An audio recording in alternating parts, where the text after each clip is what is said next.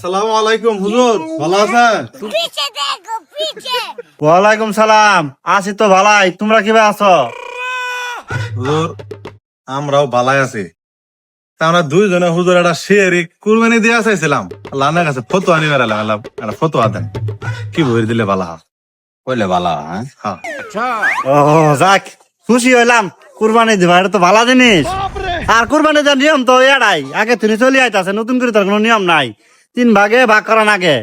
1 ভাগ তুমি নিজের জন্য রাখবা, 1 ভাগ তোমার আত্মীয় স্বজনের দিবা, আর 1 ভাগ এলাকার গরিব মানুষ প্রতিবেশী দিলা আছে এ করে দিবা। আর শুনো, ও ঘরে জমকা দিবা, ওখানে আমার উঠুন অর্ধেক ভাগ দিও, দিয়ে তারপরে ভাই বিলে। হ্যাঁ,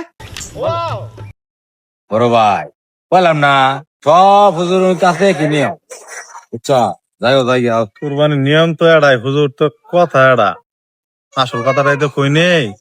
গরুটা আমরা দুই ভাই আঙ্গ মামা গো বাইতো না চুরি নিয়ে আইছে, আইতো কুরবানি কি হবো?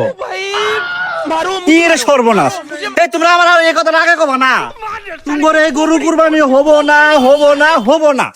তোমরা এখন যাও, তোমার সাথে কথা করাই আমার বিফলে গেল রে। ভাই হুজুর আমার শেষ এটা কি কইল? হুজুর যে এই কথাটা কবো, এটা আমি আল্লাহ মনে মনে ধারণা করছিলাম কবের বা চুরি হওয়ার জিনিস তো।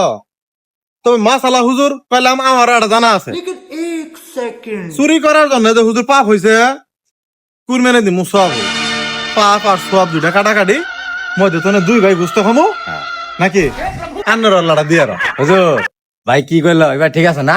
ঠিক আছে হুজুর। আস্তাক ফিরুল্লাহ, আস্তাক ফিরুল্লাহ। অসম্ভব, এটা কোনো দিনই হবে না। তোমার কোনোটাই ঠিক নাই। তোমরা আমার লোভ দেখা বুঝতে চাই না, তোমার কিছু ঠিক নাই। যাও যাও যাও যাও যাও।